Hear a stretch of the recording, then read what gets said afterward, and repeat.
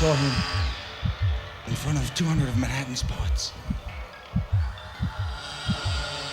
They had no choice but to be gripped by his huge body, enormous energy, curls reaching below his shoulders, and by the things he was saying.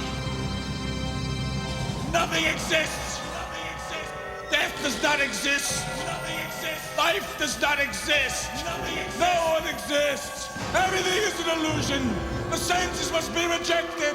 They cannot perceive reality! Being at the moment! Being is everything! Nothing exists! Nothing! Nothing exists! Nothing exists! Nothing exists! The red-cut stone stared at the moving river.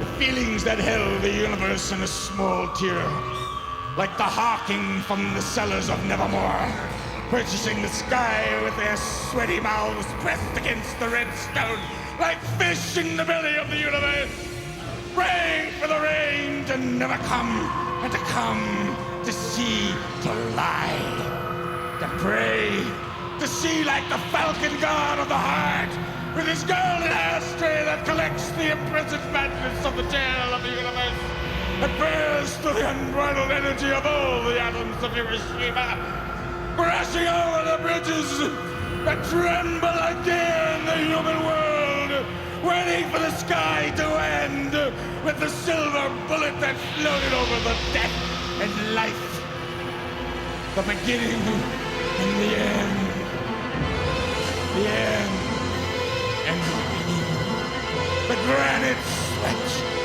the cut stare, the staring silent black sky, the Amon River, the trembling hands, bending its head in the impassioned lost stare of non-understanding, when the gods died and cried at their death and wondered who would take their place.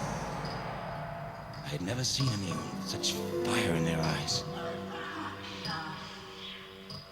His feet stomped the floor. His right fist hurled itself to the air. And when he had finished exhausted and moved toward the exit, the poet, somewhat hypnotized, applauded. Perhaps not so much for agreement with what he had said, but from relief for just having been overwhelmed. He brushed right past me and left the hall. I naturally followed him. He stopped outside by a tree in the chilly November night to catch his breath. The beads of sweat on his forehead and neck were starting to dry. I stared at him. He lit a cigarette, leaned against the tree, and smoked. His right hand was still slightly trembling. Do you exist? No. Does that cigarette exist? Nothing exists. It's all an illusion, my friend. He turned and walked away into the night.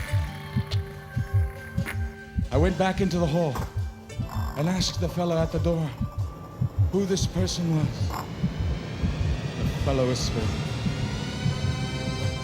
"He's the one they call Copernicus.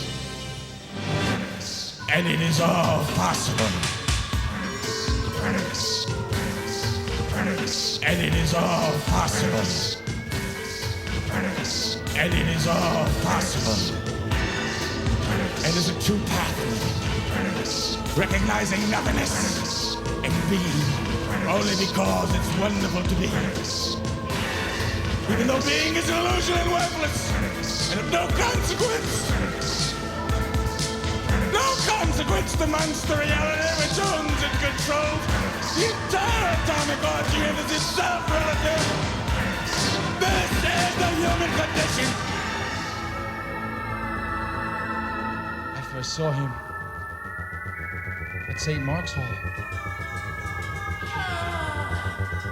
raging in front of 200 of Manhattan's poets. Raging in front of 200 of Manhattan's poets. Raging in front of 200 of Manhattan's poets. Raging in front of 200 of Manhattan's poets. Copernicus. Copernicus. Copernicus. And it is all possible.